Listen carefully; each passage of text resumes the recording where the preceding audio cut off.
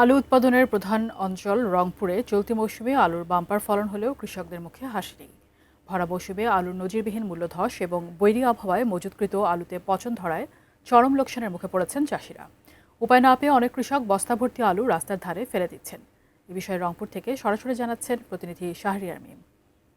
প্রতি কেজি আলু উৎপাদন খরচ হয়েছে ১৩ থেকে ১৫ টাকা।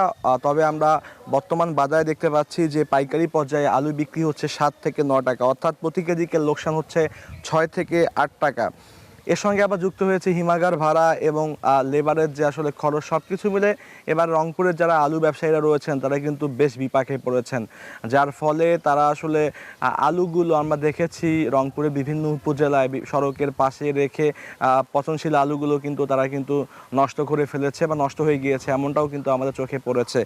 আপনাদেরকে জানাই যে কৃষি বিভাগের তথ্য মতে রংপুর অঞ্চলে এই মৌসুমে কিন্তু ১৬,৫,০২৫ মেট্রিক টন আলু উৎপাদন হয়েছে।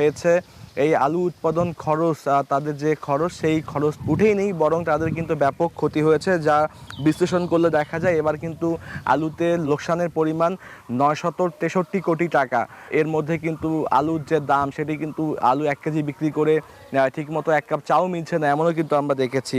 জেলার কাউনিয়া, মিঠাপুকুর, পীরগাছা, গঙ্গাছড়া সব জায়গায় কিন্তু একই অবস্থা।